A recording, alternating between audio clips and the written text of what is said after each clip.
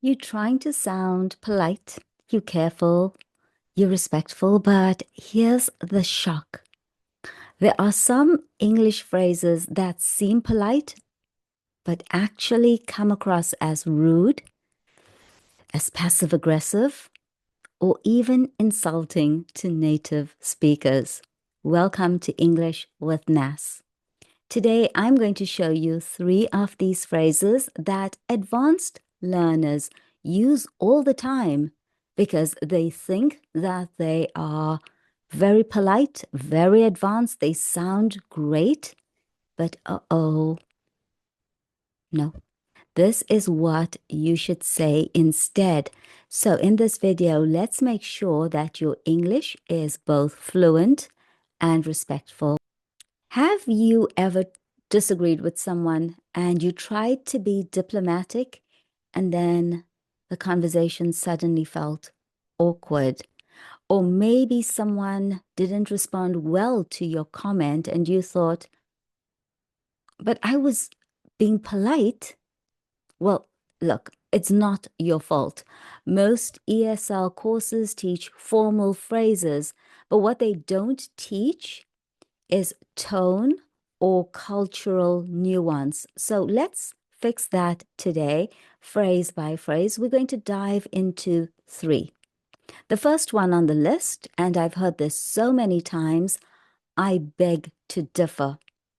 Now, what it sounds like you mean or what your intention is I disagree, but politely, I beg to differ. Okay? So you think that you're simply saying that you disagree and you're saying it politely using really formal language. But what it actually sounds like, it's cold, it's passive aggressive. It almost sounds like you're picking a fight. I beg to differ. And it's often said with that tone, or if it's not said with that tone, it's heard and received in that tone. In English, it's not just what you say, it's how you say it. So I beg to differ. It does sound cold, it sounds passive aggressive. So, an example of I beg to differ, you may say, well, I beg to differ. Your data doesn't make sense. Now, to native ears, to native English ears like mine, this feels dismissive. It feels sarcastic. It feels old-fashioned. So there must be a better way or better alternatives, right? I've got 3 great ones today. I see it differently. I see it differently. Ah, that's interesting. That's interesting. I had a different take. That's interesting. Ah, I had a different take. Look how much more approachable and human I am. I don't sound sarcastic. I don't sound passive aggressive. Let's look at the difference. I beg to differ. That's interesting. I had a different take. I'm saying exactly the same thing, but in a different, nicer way. And the last one, I'm not sure I agree, but I'd love to hear more. I'm not sure I agree, but I'd love to hear more. So 3, I see it differently. Hmm, that's interesting. I had a different take. I'm not sure I agree, but I'd love to hear more. So it's not just saying the words, it's about the tone, the expression, the nuance, the body language. So you can't say, I see it differently. Look at the difference. I see it differently. Okay, so here's a tone tip. English often softens disagreement by focusing on your own perspective rather than attacking someone else's. So instead of saying your data is incorrect, I'm attacking you, right? But in the 3 phrases that we used, I see it differently. It's about my perspective, not attacking you. I see it differently. That's interesting. I had a different take. I'm not sure I agree, but I'd love to hear more. Look how open it is.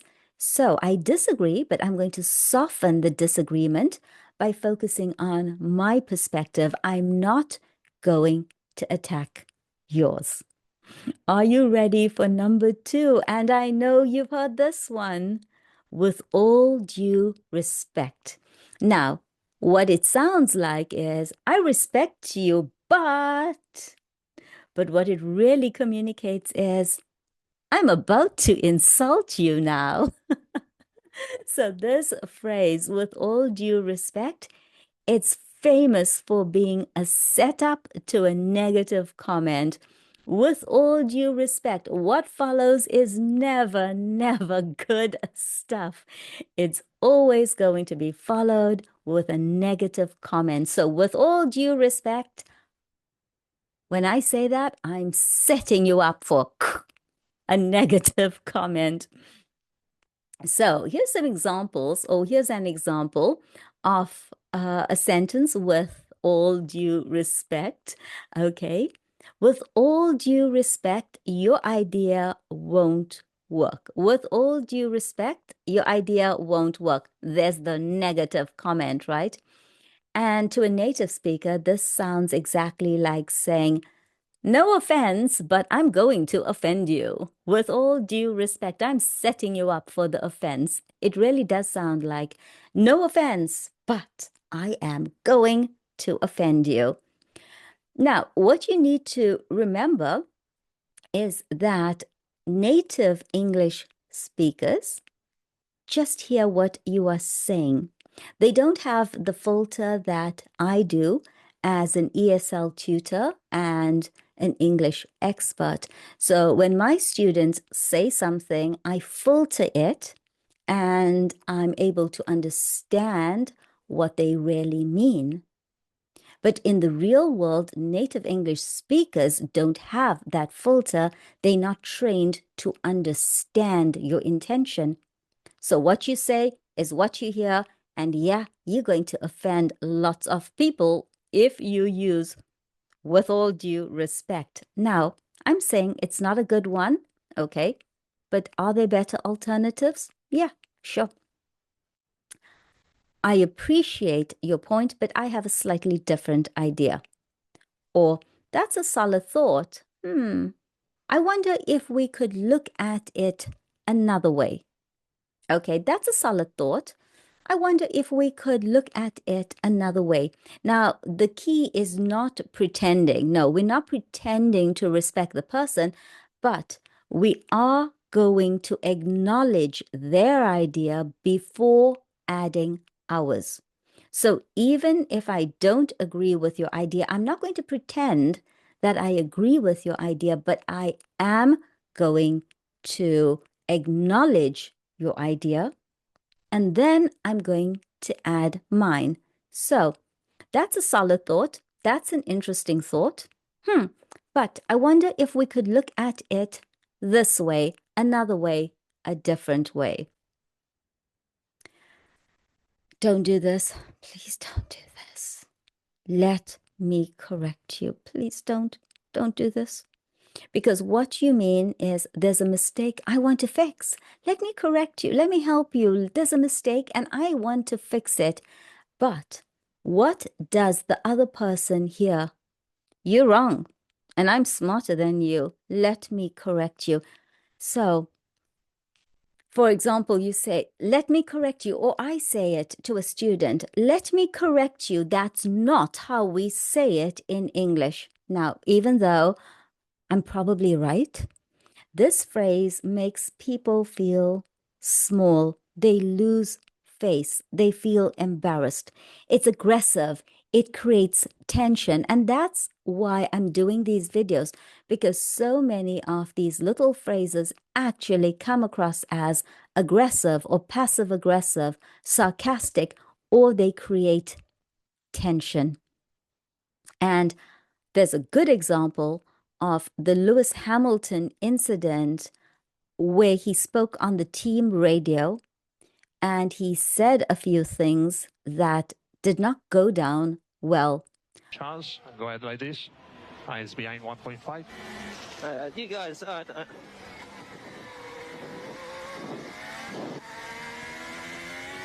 and Hamill best driver pairings. They were talking up at the start of the year.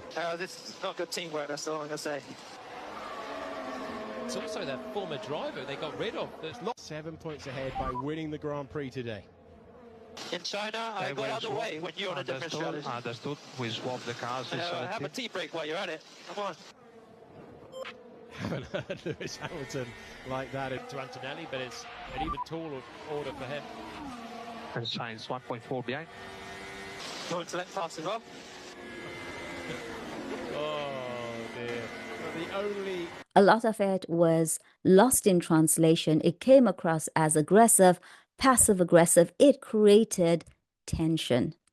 So instead of saying, let me correct you about your English error, I could say, actually, in English, we'd usually say, and here I am going to soften my tone. I'm not going to bark at you and say, actually, in English, we usually say.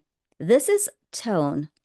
And I'm wondering how much of emphasis was placed on tone in any of the courses that you've done so far. Textbooks and course books cannot teach tone. So I do hope that this is useful for you. So let's go over the alternatives again. Actually, in English, we'd usually say.